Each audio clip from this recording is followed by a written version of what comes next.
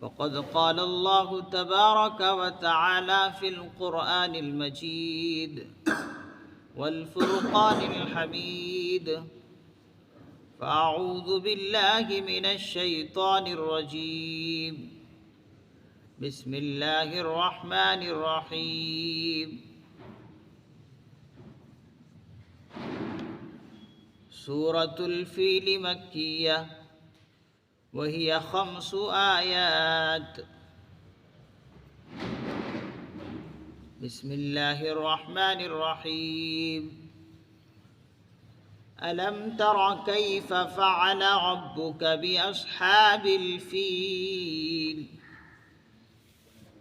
ألم يجعل كيدهم في تضليل وأرسل عليهم طيرا أبابيل ترميهم بحجارة من سجيل فجعلهم كعصف مأكول. صدق اللہ العظیم.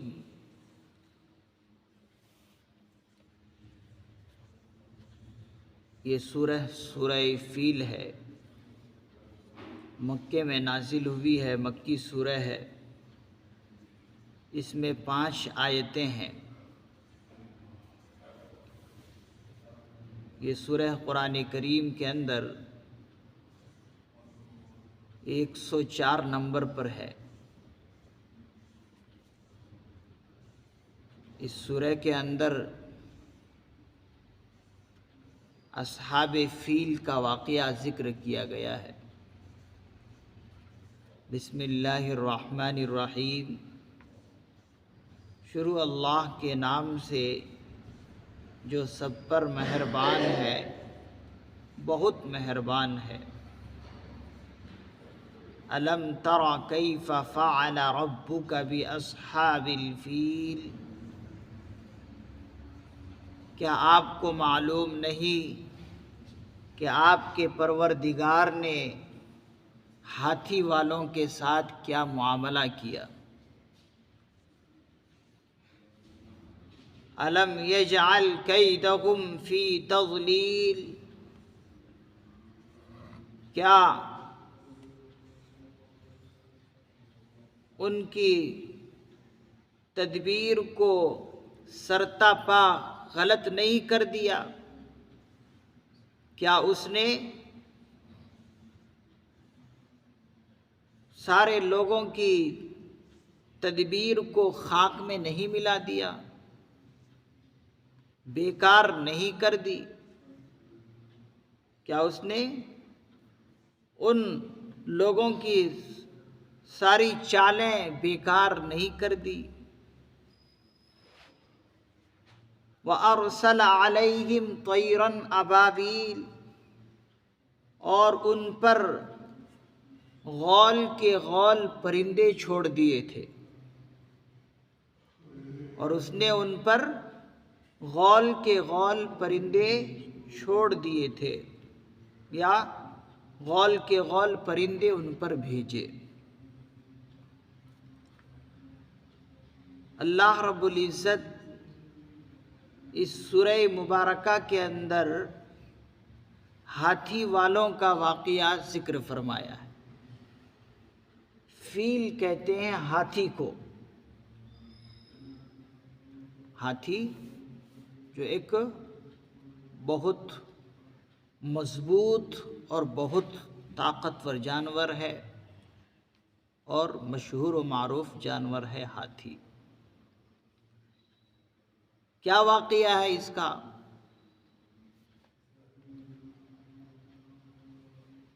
حضرات مفسرین اعظام فرماتے ہیں کہ ہاتھی والوں کا جو یہ واقعہ ہے، حضور علیہ الصلاۃ والسلام کی ولادت باسعادت سے چند روز پہلے کا یہ واقعہ ہے. جیسے کہ بعض مفسرین اعظام نے فرمایا 50 دن پہلے کا واقعہ ہے، بعض نے اس سے کم، بعض نے 30 دن پہلے کہا، بعض نے کچھ کہا، بعض نے کچھ کہا، لیکن یہ حضور علیہ الصلاۃ والسلام کی اسی سال میں واقعہ پیش آیا جس سال میں آپ علیہ الصلاۃ والسلام دنیا میں پیدا ہوئے۔ حضور علیہ الصلاۃ والسلام دنیا میں کب پیدا ہوئے؟ وہ 750 عیسوی ہے۔ جس سال میں، جس سن میں آپ دنیا میں پیدا ہوئے وہ سن کیا ہے؟ 750 سن میں پیدا ہوئے۔ اور آج کیا سن ہے؟ آج 2023 ہے۔ 750 عیسوی میں آقا علیہ الصلاۃ والسلام دنیا میں پیدا ہوئے اور آج 2023 عیسوی ہے۔ سمجھ لیے کتنے زمانے کا فرق ہے۔ تو یہاں پر ہمیں سمجھنا ہے کہ جس سال میں آقا علیہ الصلاۃ والسلام پیدا ہوئے اسی سال میں یہ واقعہ پیش آیا، لیکن چند روز پہلے یہ واقعہ پیش آ گیا تھا۔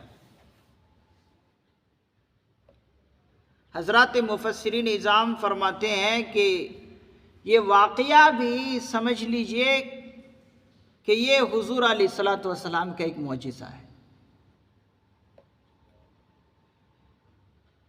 کبھی ایسا ہوتا ہے کہ معجزہ اس وقت اللہ رب العزت کسی نبی کے ہاتھ سے ظاہر فرماتے ہیں جب کبھی نبی دعوی نبوت کرے اور اس دعوی نبوت پر وہ معجزہ دلیل ہوتا ہے۔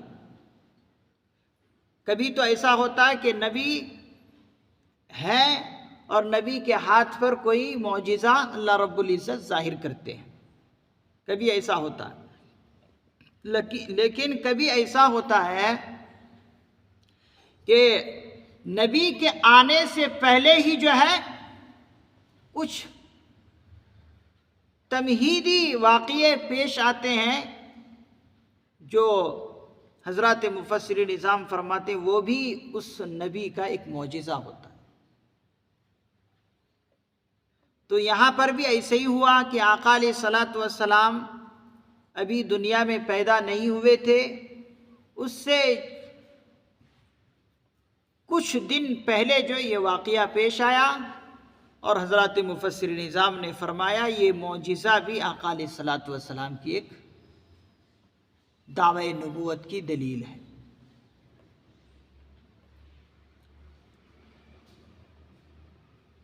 یہ ہاتھی والے کون ہیں؟ حضرات مفسر نظام فرماتے ہیں کہ ابرہہ نامی ایک شخص تھا یمن کے اندر۔ یمن جو ایک ملک یمن ہے اس کا ایک حکمراں گزرا ہے ابرہہ نام کا، اور یہ اس ملک کا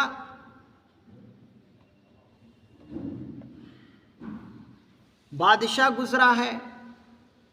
بعض نے فرمایا کہ ذو نواس بادشاہ نے اس کو بادشاہ بنایا تھا۔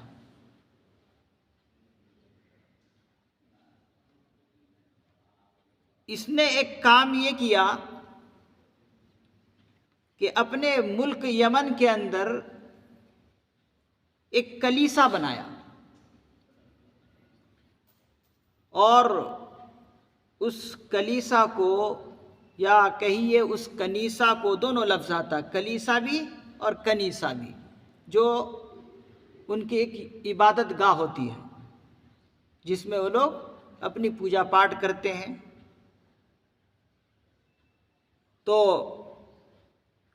انہوں نے ایک کنیسا بنایا اور اس کو جواہرات سے، سونے چاندی سے مزین کیا، خوبصورت بنایا اور خوبصورت بنا کر ملک یمن کے اندر یہ اعلان کر دیا ابرہہ نامی شخص نے، وہاں کے اس حکمراں نے جو یمن کا حاکم اور گورنر تھا، اس نے یہ اعلان کر دیا کہ اب تم میں سے کسی کو بیت اللہ شریف جانے کی ضرورت نہیں ہے، اب تم میں سے کسی کو مکہ مکرمہ کے اندر حج کرنے کی جا کر ضرورت نہیں ہے، تمہارے لیے میں نے یہیں پر بیت اللہ بنا دیا ہے، اب تم یہیں پر عبادت کرو اور یہیں پر حج کرو۔ پورے ملک یمن کے اندر اس نے یہ اعلان کر دیا اور کہہ دیا کہ یہ تمہارا جو کنیسہ ہے، یہ گویا کہ سمجھو یہ تمہاری عبادت گاہ بھی ہے اور بیت اللہ بھی ہے، نعوذ باللہ، تمہیں عرب کے اندر جا کر حج کرنے کی ضرورت نہیں ہے جیسے اور لوگ جاتے ہیں۔ اس نے یہ اعلان کر دیا۔ جب اعلان کر دیا تو دور دراز تک یہ اعلان پھیل گیا، یہاں تک کہ مکے کے سرداروں تک یہ بات پہنچی ہے کہ ایک ابرہہ نامی شخص ہے جس نے ملک یمن کے اندر بیت اللہ جیسی کوئی چیز بنائی اور اس کے اندر اعلان کر دیا کہ اب حج کرنے کے لیے وہاں جانے کی ضرورت نہیں، یہیں پر تم حج کرو۔ تو اس وقت جو کعبے کے مکے کے اندر بڑے بڑے سردار تھے، ایسے تو مکے کے اندر اس وقت جتنے بھی لوگ تھے، آقا علیہ الصلوۃ والسلام سے پہلے کا یہ واقعہ ہے، اور جتنے بھی اس وقت لوگ تھے سب بت پرست تھے اور خطرناک قسم کے بت پرست تھے۔ بہت بتوں کو وہ مانا کرتے تھے، اسی لیے تو کعبے کے اندر 360 بت رکھے تھے۔ اس سے ایک اندازہ لگا لیجئے کہ ایک کعبے کے اندر اتنے سارے بت رکھے ہیں تو اب ان کی بت پرستی کا عالم سمجھ لیجئے۔ لیکن وہ بت پرست تھے، لیکن حضرت ابراہیم علیہ السلام جو تعلیم دیے تھے عرب کے لوگوں کو، اور جو انہوں نے دعوت اللہ کے دین کی پہنچائی تھی، اگرچہ اللہ کے ایک ہونے کو تو عرب والوں نے اقرار نہیں کیا تھا کہ اللہ ایک ہے، ان کے یہاں تو بے شمار خدا ہوتے تھے اور وہ سمجھتے تھے بے شمار خدا ہے، لیکن حضرت ابراہیم علیہ السلام کی تعلیم اور دعوت اور تبلیغ کے نتیجے میں وہ لوگ کم از کم اتنا ضرور ہو گئے تھے کہ حضرت ابراہیم علیہ السلام کی اس تعلیم کو سمجھتے تھے اور کہتے تھے کہ ایک خدا ہے، اور بیت اللہ کی محبت عرب کے لوگوں میں ڈال دیے تھے حضرت ابراہیم علیہ السلام، جس کی وجہ سے آپ نے سنا ہے، پڑھا ہے کہ عرب کے سردار ہی بیت اللہ کے متولی رہے اور بیت اللہ کے اندر وہ ننگے ہو کر طواف کرتے تھے۔ تو سمجھیے کہ بیت اللہ کی عظمت ان کے دل میں تھی، اگرچہ اللہ کے ایک ہونے کا اقرار نہیں کرتے تھے، لیکن بیت اللہ کی عظمت بہت زیادہ وہ لوگ کیا کرتے تھے، اس لیے کہ حضرت ابراہیم علیہ السلام کی تعلیم تھی اور وہ لوگ جس کی وجہ سے بیت اللہ کو بہت مانتے تھے اور عظمت کی نگاہ سے دیکھتے تھے۔ تو جب یہ ابرہہ نامی شخص نے ملک یمن کے اندر یہ دعویٰ کر دیا اور لوگوں کو کہہ دیا کہ کوئی آئندہ نہیں جانا حج کرنے کے لیے، تو ان کعبے کے مکے کے سرداروں کو بہت غصہ آیا، غم و غصے کی ایک لہر دوڑ گئی کہتے ہیں، بہت زیادہ غصے میں آ گئے، اور کہتے ہیں کہ کچھ سرداروں میں سے، انہی کے قبیلوں میں سے کوئی ایک شخص ملک یمن جا کر جو ان کا کلیسا تھا، اس کلیسا کے اندر جا کر ناپاکی پھیلا دی۔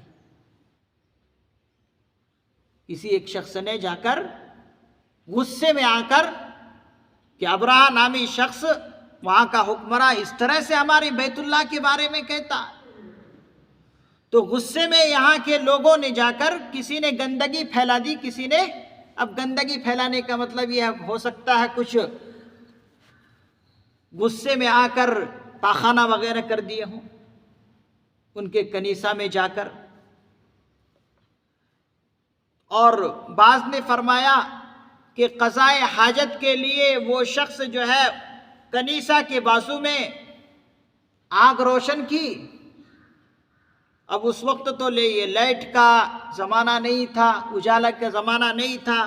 اب قضائے حاجت کے لیے جب وہ یہاں کا آدمی جا کر اس کے کنیسہ کے بازو میں بیٹھا تو اس نے آگ روشن کی. اب جب آگ روشن کی تو آگ روشن کرنے کی وجہ سے وہ آگ جو ہے ان کے کنیسہ میں پہنچ گئی اور اس کنیسہ کے اندر آگ لگ گئی، کسی طرح نقصان ہو گیا.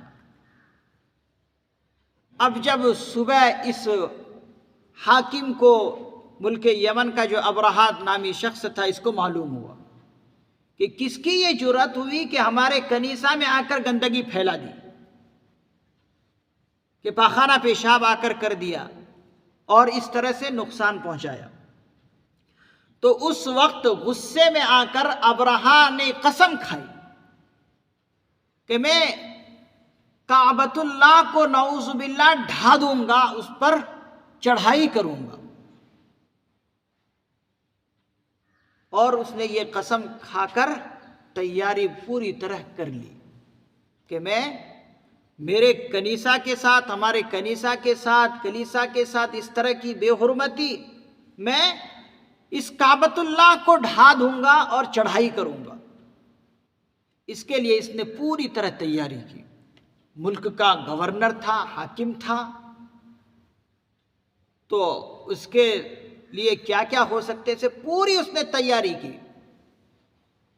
کہتے ہیں کہ اس نے ہاتھیوں کو تیار کیا. یہ جو ابھی لفظ آیا بِأَصْحَابِ الْفِيلِ، فیل کے معنی آتے ہیں ہاتھی ہی کے، تو اس نے یہ قسم کھائی کہ ہاتھیوں کے ذریعے سے میں بیت اللہ پر چڑھائی کروں گا اور اس کو ڈھا دوں گا، اس کو ختم کر دوں گا دنیا سے. کیونکہ اسی کی وجہ سے لوگوں نے، عرب کے لوگوں نے ہمارے کنیسہ کے ساتھ یہ حرکت کی ہے، اسی کو میں ڈھا دوں گا. تو اس نے ہاتھیوں کو تیار کیا. کہتے ہیں کہ اس کے پاس ایک خاص ہاتھی تھا جس کا نام محمود تھا. اس ہاتھی کا نام ہی محمود. اور اس ہاتھی کے علاوہ اور کچھ 8 ہاتھی اور تھے. اور اس نے یہ سوچا کہ میرے پاس ایک ہاتھی ہے اور اس کے ساتھ ساتھ اور بھی 8 ہاتھی ہے. جب میں وہاں پر پہنچوں گا تو بیت اللہ کے جتنے بھی ستون ہیں، ان ستونوں سے، ان کھمبوں میں رسی ڈالوں گا اور رسی ڈال کر، رسی کھمبوں سے باندھ کر ہر ہاتھی کے گردن میں ڈال دوں گا. پھر اس کے بعد سارے ہاتھیوں کو ہکایا جائے گا. تو جس طریقے سے ہاتھی ہاکیں گے اور دوڑیں گے، اس طرح سے جو ہے پورا کا پورا بیت اللہ منہدم ہو کر رہ جائے گا، گر کر رہ جائے گا. ایسے بھی ہاتھی کے میں بہت زیادہ طاقت ہوتی ہے. تو جیسے ہی وہ دوڑنا شروع کرے گا یا بھاگنا شروع کرے گا ہاتھی، تو جس کی وجہ سے پورا بیت اللہ نعوذ باللہ منہدم ہو کر گر جائے گا. اس نے یہ تدبیر سوچی. کہتے ہیں کہ جب یہ نکلا تو عرب سے ہوتے ہوئے جانا تھا ان کو بیت اللہ کے اندر. تو عرب کے بہت سارے قبیلے اس کی یہ خبر پا کر، بہت سارے قبیلے باہر تک آ گئے. اور جیسے کہ بعض مفسرین نظام نے قبیلوں کا نام بتایا، ایک قبیلہ عدنان نام کا ہے، ایک قبیلہ قحطان نام کا ہے. یہ بہت سارے قبیلے عرب کے اندر تھے. تو یہ قبیلے ان سے مقابلے کے لیے نکلے کہ کون مردود اور بدبخت بد نصیب انسان ہے کہ اس طرح کا ارادہ کیا ہے اور بیت اللہ کو منہدم کرنے کا ارادہ، ہم ان کے ساتھ مقابلہ کریں. تو یہ قبیلے باہر ان سے مقابلے کے لیے آئے لیکن مفسرین اعظام نے فرمایا کہ ابرہہ اس وقت بہت لاؤ لشکر میں تھا، بہت سارے لوگوں کو وہ لے کر نکلا تھا کہ میں بیت اللہ کو منہدم کروں۔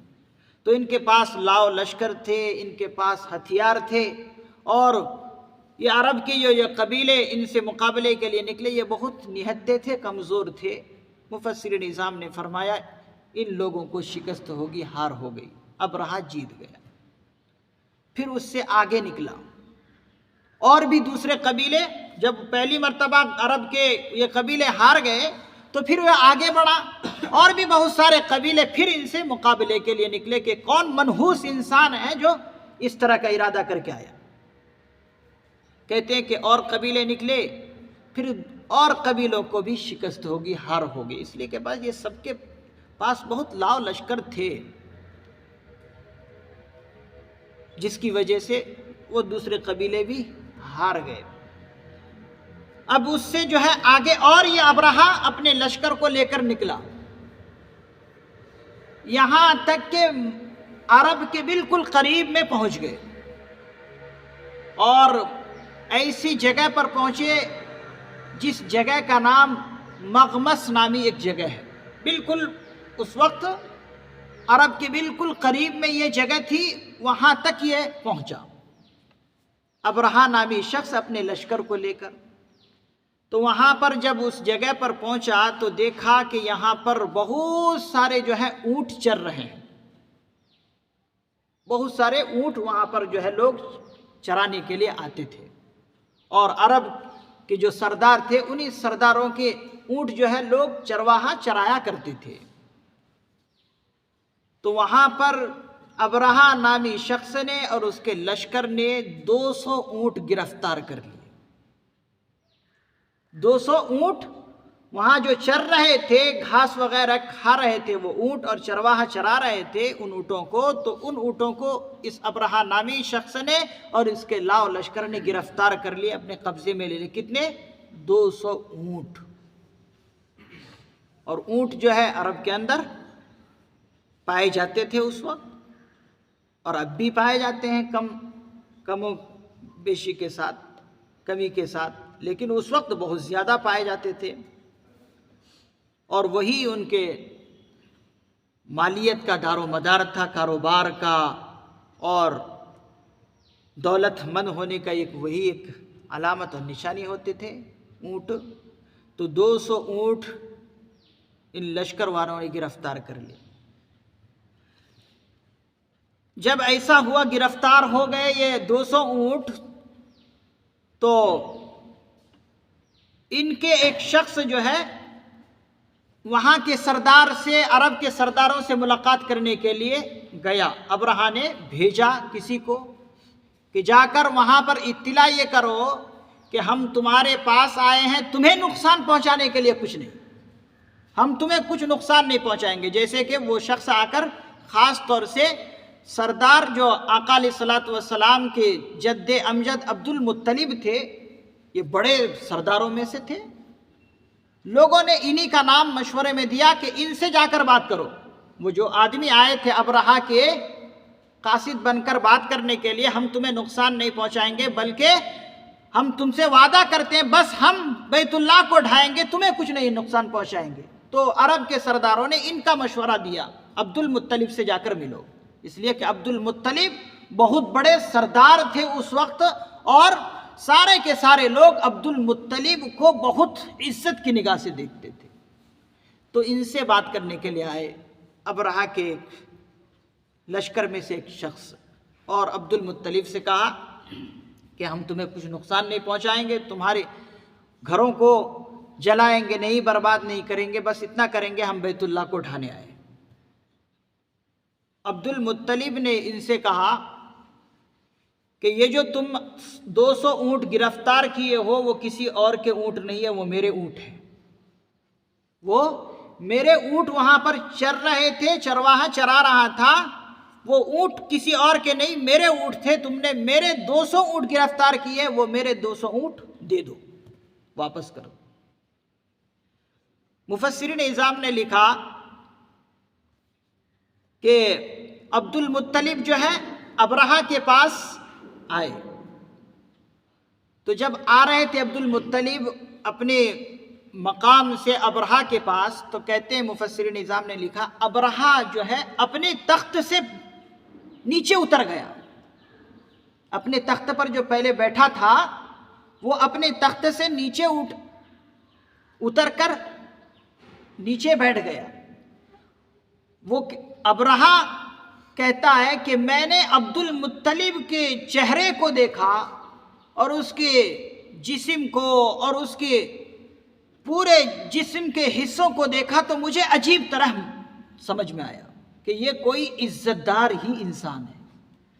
تو رعب بھی تھے، رعب اور دبدبا بھی عبد المطلب کا تھا، اس لیے کہ کسی اور خاندان کا نہیں ہے شخص، وہ آقا علیہ الصلوۃ والسلام کے دادا ہیں عبد المطلب.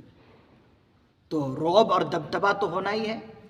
تو ابرہہ کہتے ہیں کہ میں نے جب اس شخص کو دیکھا تو میرے اندر ایک خوف پیدا ہوا، اس لیے میں اپنے تخت سے نیچے اتر گیا اور اس کو کہا کہ میرے تخت پر بیٹھو.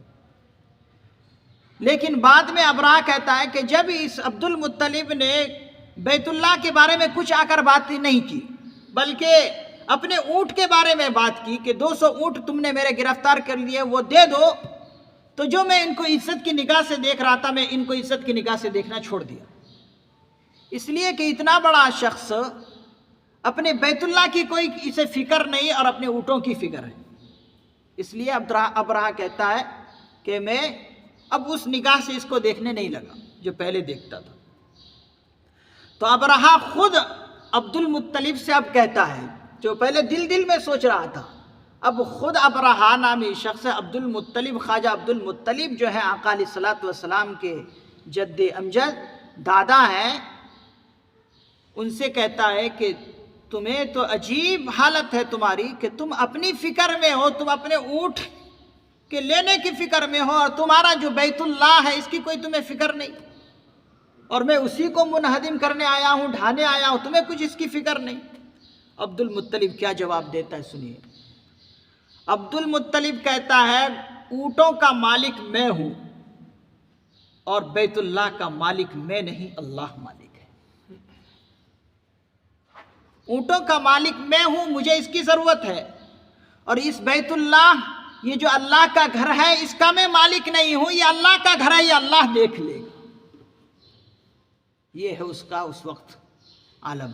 اگرچہ کتابوں کے اندر واضح طور پر نہیں لکھا ہے کہ حضور علیہ الصلوۃ والسلام کی جو یہ رشتہ دار تھے ایمان والے تھے یا نہیں تھے، اس کے بارے میں کوئی بات نہیں ہے. اور لوگوں نے اور حضرات علماء کرام نے بھی فرمایا کہ ان کے خاندان کے بارے میں کوئی یہ کہہ بھی نہ دے کہ یہ لوگ غیر مسلم تھے،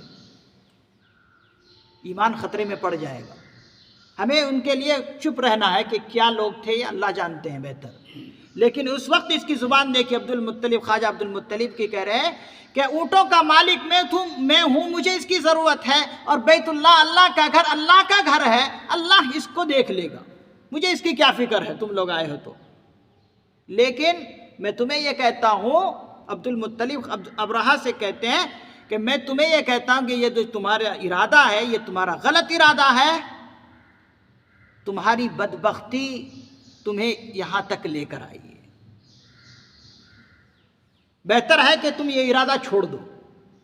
نہیں، اگر تم نہیں مانتے، اس ارادے کو اختیاری کرتے ہو، تو پھر اللہ رب العزت اپنے گھر کو خود دیکھ لے گا.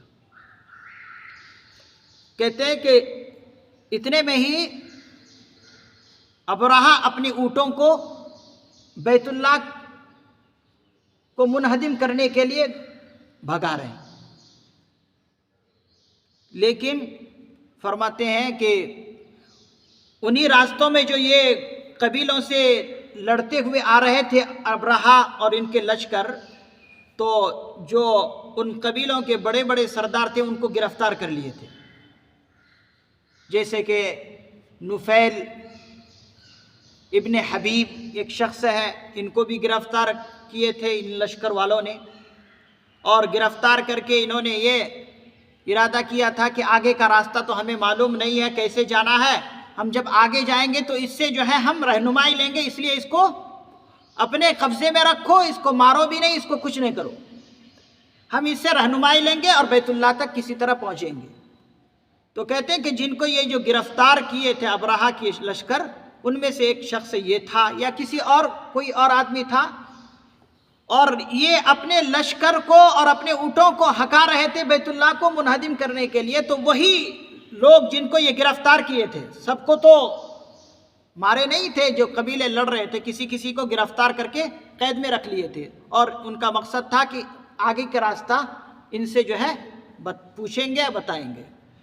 تو انہی آدمیوں میں سے جن کو گرفتار کیے تھے، ان آدمیوں میں سے ایک آدمی جو ہے ایک ہاتھی کے کان میں آ کر کہا، کچھ بات اس کے کان میں آ کر ایک شخص نے کہا کہ دیکھو آگے مت بڑھنا۔ کس سے بات کر رہے ہیں؟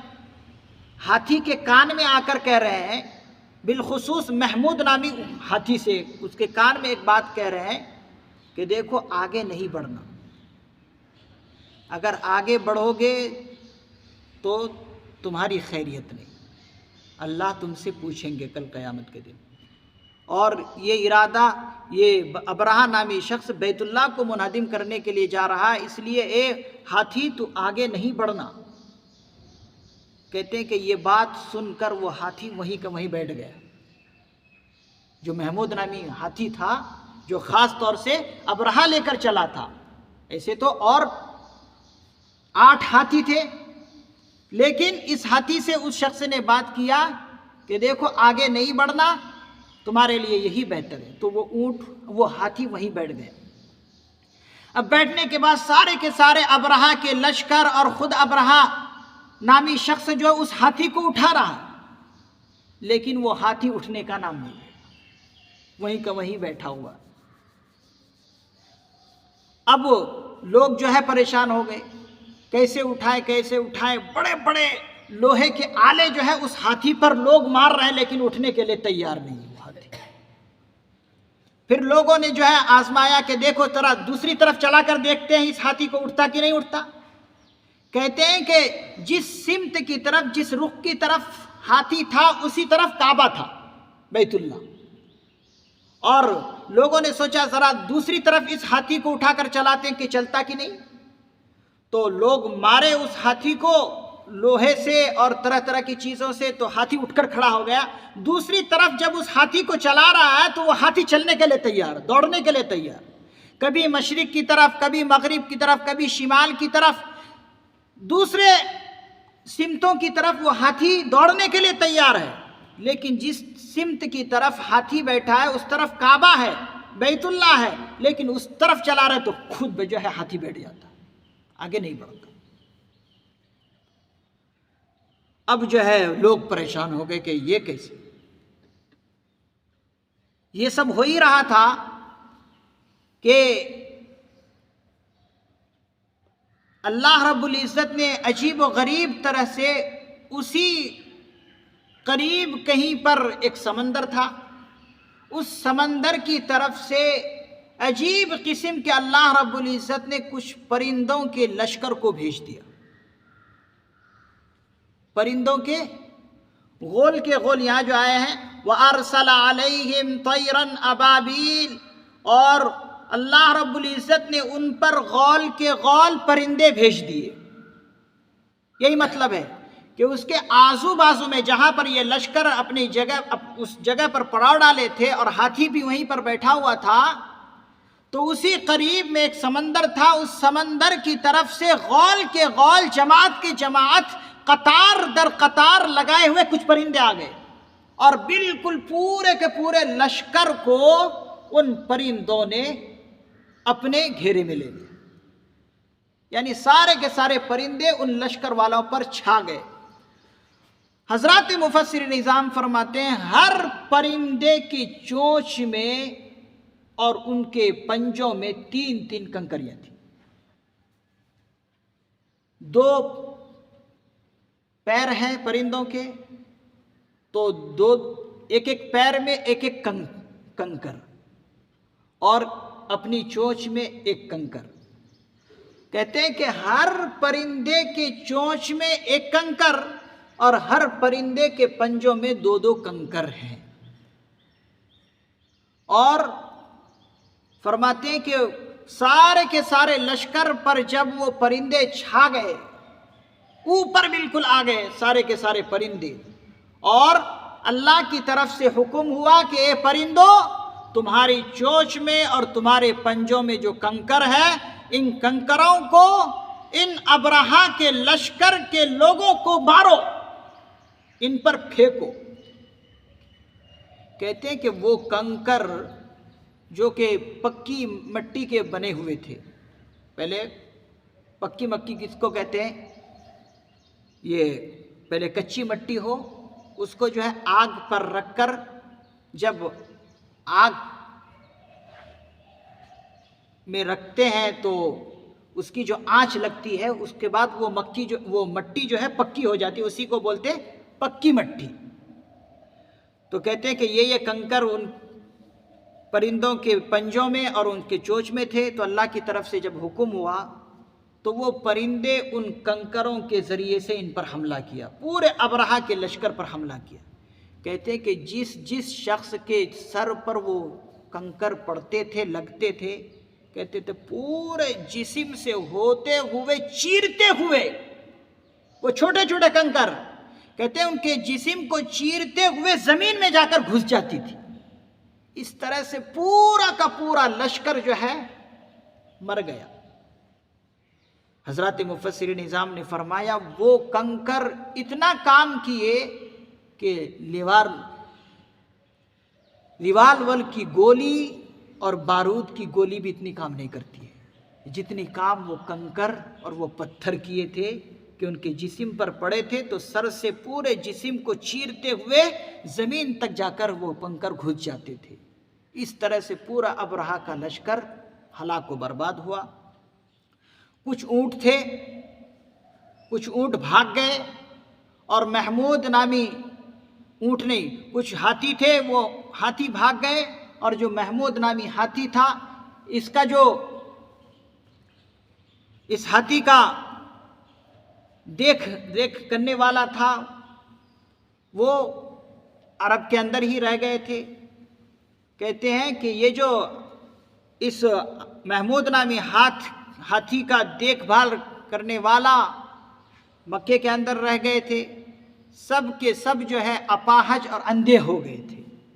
حضرت عائشہ صدیقہ رضی اللہ عنہا کی روایت ہے، وہ فرماتی ہے کہ میں نے بھی اور میری بہن حضرت اسما نے ان دو شخصوں کو دیکھا جو محمود نامی ہاتھی کی دیکھ ریکھ کرنے والے تھے۔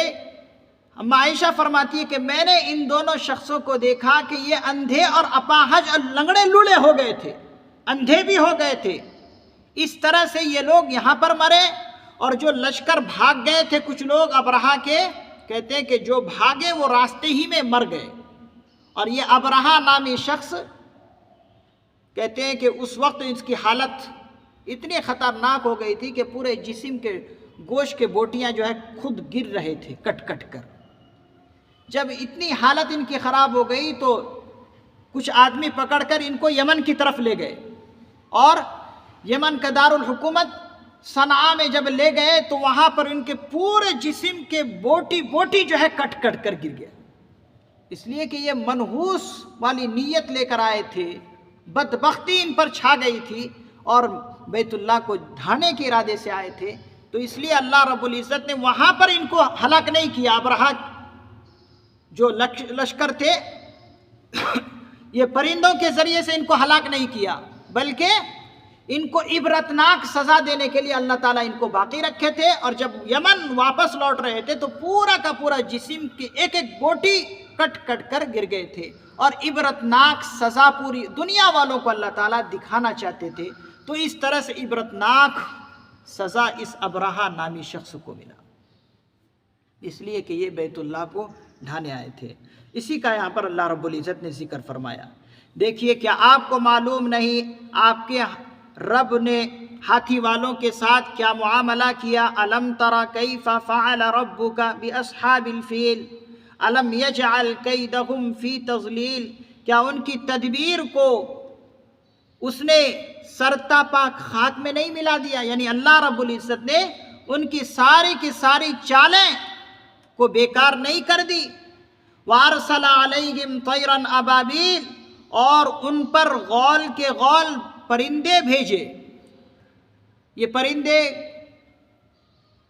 کون سے پرندے تھے؟ کہتے ہیں مفسر نظام، یہ کبوتر سے، یہ جو کبوتر ہمارے آزو بازو دکھتے رہتے ہیں کبھی کبھی، یا ہم آسمان میں کبوتر دیکھتے ہیں جو لوگ پالتے ہیں کبوتر، اس کبوتر سے کچھ چھوٹے تھے یہ پرندے، بڑے بھی نہیں لیکن ان کبوتروں سے بالکل تھوڑے چھوٹے تھے۔ تو وہ اس قسم کے پرندے اللہ رب العزت بھیجے تھے، اور وہ بھی عجیب و غریب کہ پہلی مرتبہ یہ پرندے کبھی دیکھے نہیں گئے، پہلی مرتبہ لوگوں نے ان پرندوں کو دیکھا کہ سمندر کی طرف سے یہ پرندے آئے تھے اور اللہ رب العزت نے بھیجا تھا۔ اور کس لیے بھیجا تھا؟ اپنے گھر کی حفاظت کے لیے۔ لوگوں سے اللہ رب العزت نے حفاظت نہیں کرائی اس بیت اللہ کی، اس لیے تو عبد المطلب نے خود کہہ دیا کہ یہ اللہ کا گھر ہے، اللہ دیکھ لے گا۔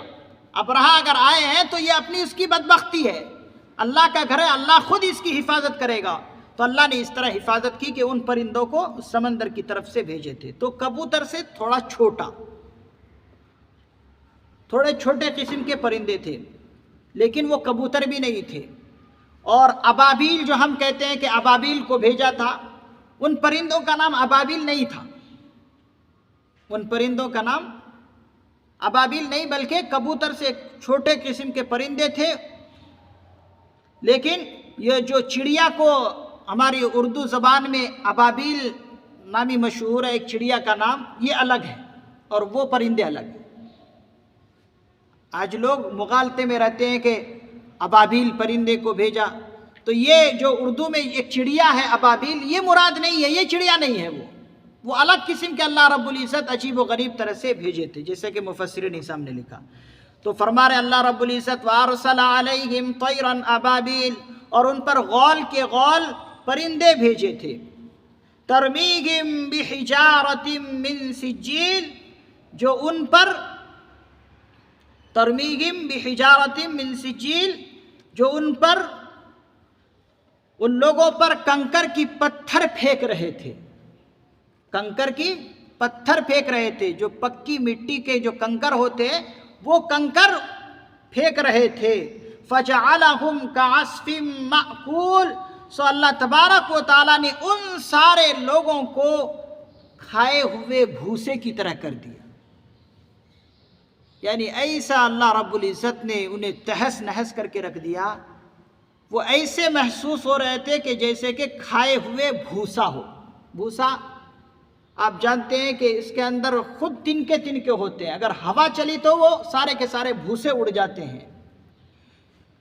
تو وہ بھوسے تو ایک خود کمزور ہے، پھر کھائے ہوئے بھوسا ہو، پھر ان کی کیا حالت ہوگی؟ کہتے ہیں کہ ان سارے لشکروں کی یہ حالت ہو گئی تھی کہ گویا کہ کھائے ہوئے بالکل بھوسا ہو، اس طرح سے نیست و نابود کر کے اللہ رب العزت نے رکھ دیا تھا، اور اپنے بیت اللہ کی اس طرح سے حفاظت کی۔ یہ اللہ رب العزت کی قدرت ہے کہ اللہ رب العزت کی قدرت بہت بڑی ہے۔ اگر لوگ اللہ کے گھر کی حفاظت نہ کرے تو اللہ رب العزت اپنی قدرت سے حفاظت کر لیتے ہیں، جس طریقے سے ابرہہ کے اس خطرناک لشکر سے اللہ رب العزت نے اپنے گھر کی حفاظت کی۔ عرب کے سارے قبیلوں سے جو ابرہہ نامی لشکر لڑ رہے تھے، سب کو مار رہے تھے، سب کو شکست دے رہے تھے، لیکن جب اللہ کی قدرت سامنے آ گئی تو سب کے سب ملیا میٹ ہو کر رہے، سب کو اللہ رب العزت نے تہس نہس کر دیا۔ اور ابرہہ نامی شخص کو تو اللہ نے ایسی حالت کر دی کہ اس کے پورے کا پورا جسم کا ایک ایک حصہ جو کٹ کٹ کر خود گر رہے ہیں۔ کیا حالت ہوگی وہ کنکر لگ کر جو اب وہ پرندے ان پر چھوڑے تھے، کہتے ہیں نا، اسی لیے تو مفسر نظام نے لکھا گولیاں اور بارود وہ اس طرح کام نہیں کرتی جو چھوٹے چھوٹے کنکر ان کام کیے۔ یہ اللہ کی قدرت ہے کہ جب اللہ کی قدرت سامنے آتی ہے تو پھر کسی کی بس نہیں چلتی۔ اللہ کے فضل سے یہ سورہ فیل کی تفسیر مکمل ہوئی۔ اللہ سے دعا ہے اللہ رب العزت ہمیں اپنی قدرت سمجھنے کی توفیق نصیب فرمائے، اور اللہ رب العزت ہمیں اپنی صحیح پہچان کی توفیق مرحمت فرمائے۔ سبحان اللہ و بحمدہ، سبحانک اللہم و بحمدک، ونشہد ان لا الہ الا انت، ونستغفرک ونتوب الیک۔ سبحان ربک رب العزت عما یصفون وسلام علی المرسلین والحمد للہ رب